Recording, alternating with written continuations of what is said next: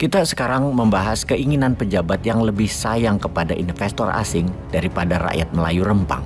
Sebuah keputusan yang berbahaya dari pemerintah di dalam membangun, namun hak rakyat setempat dihargai murah dengan relokasi yang tidak menunjukkan rasa keadilan.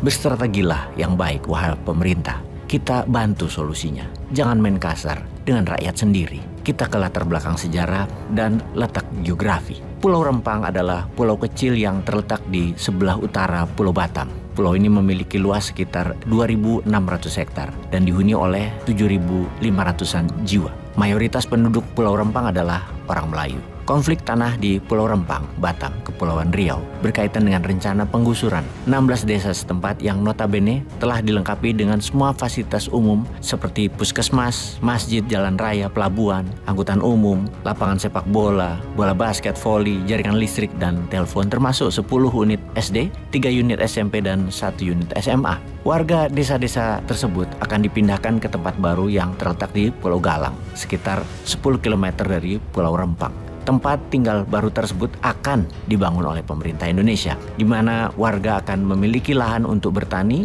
juga mencari ikan. Namun luas lahan tersebut diperkirakan lebih kecil dari lahan yang mereka miliki di Pulau Rempang. Selain itu, warga juga akan kesulitan untuk menyesuaikan diri dengan kehidupan baru mereka di Pulau Galang. Pulau Galang adalah pulau kecil yang belum memiliki infrastruktur yang memadai. Mata pencarian utama warga desa tersebut adalah pertanian, perkebunan, dan perikanan. Sebagian warga juga bekerja sebagai pedagang dan buruh bangunan.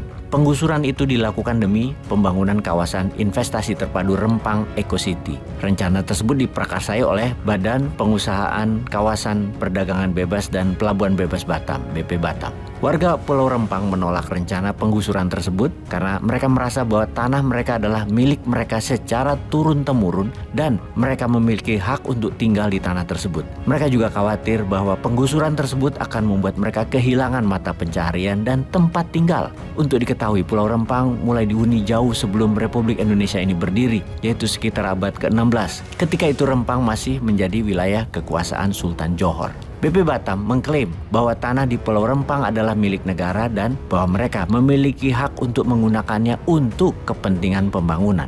Konflik tanah di Pulau Rempang semakin meruncing pada bulan Agustus 2023 kemarin ketika warga memblokade jembatan yang menghubungkan Pulau Rempang dengan Pulau Batam. Aksi ini dilakukan sebagai bentuk protes terhadap rencana penggusuran mereka. Usaha yang akan dibangun di Pulau Rempang adalah kawasan investasi terpadu Rempang Eco City oleh sebuah perusahaan PT Makmur Elok Graha dengan nilai investasi yang dijanjikan adalah 381 triliun rupiah. Luas lahan yang diklaim PT Rempang Eco City adalah sekitar 1.990 hektar atau sekitar 76% dari luas Pulau Rempang. Luas ini meliputi lahan pemukiman penduduk, lahan pertanian, dan lahan hutan. Di lahan seluas itu, Rempang Eco City akan membangun kawasan industri, perdagangan, wisata, dan pembangkit energi terbarukan. Kawasan industri akan menjadi tempat berdirinya berbagai pabrik, termasuk industri manufaktur, pengolahan, dan industri jasa. Kawasan perdagangan akan menjadi tempat berdirinya berbagai pusat perbelanjaan, kantor, hotel. Adapun kawasan wisata adalah tempat berdirinya berbagai objek wisata termasuk pantai, hutan, dan taman. BP Batam telah menawarkan ganti rugi kepada warga Rempang berupa uang tunai, rumah, dan lahan. Untuk rumah, warga diberikan tipe 45 dengan luas lahan 500 meter persegi. Nilai rumah diperkirakan 120 juta. Untuk lahan, warga akan diberikan lahan seluas 500 meter persegi. Nilai lahan diperkirakan 50 jutaan. Selain itu, warga juga diberikan uang tunai sebesar 50 juta per keluarga. Bila di total, setiap keluarga diperkirakan akan menerima 220 juta rupiah per keluarga. Untuk sekitar 2.000-an keluarga, ganti rugi PT Rempang Eco City adalah sekitar 440 miliar.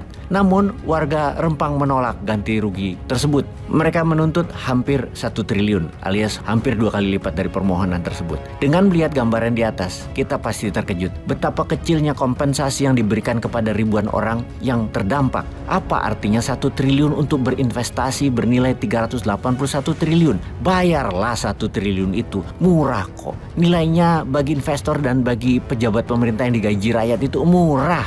Kemudian, perselisihan ganti rugi di atas belum lagi mencakup resiko ancaman kehilangan mata pencaharian. Di lokasi baru Pulau Galang, belum tentu tanahnya cocok untuk bercocok tanam. Petani rempang harus beradaptasi. Namun apakah dengan tanah 1000-an meter persegi tersebut mereka bisa mempertahankan hidup secara berkelanjutan? Demikian juga dengan nelayan rempang. Apakah pelabuhan yang tersedia di Galang sudah setara dengan fasilitas yang tersedia di Pulau Rempang? Bagaimana dengan pasar, pedagang, cooler, transportasi untuk ikan-ikan mereka? Proses transformasi terkait mata pencarian dan seluruh kebiasaan yang ratusan tahun melekat di dalamnya jelas sangat beresiko. Apa jaring pengamannya? Selain resiko terkait proses transformasi ekonomi, terdapat resiko berkenaan dengan transformasi kultural. Bila Rempang Eco City berkembang sesuai harapan, ratusan ribu imigran akan mengalir masuk ke Rempang. Imigran tadi akan membawa budaya mereka sendiri dan bisa-bisa budaya Melayu akan menjadi minoritas, atau mungkin budaya Melayu akan tenggelam dan terlupakan. Apa itu mau kalian, wahai pejabat? Jadi wahai pemerintah, jangan meremehkan resiko-resiko atas penduduk Melayu tersebut. Jangan gunakan aparat yang kasar, pakai pentungan, gas air mata, banyak anak kecil, dan mereka itu rakyat sendiri, bukan musuh, bukan penjahat. Pakai cara elegan dan manusiawi lah. Peace.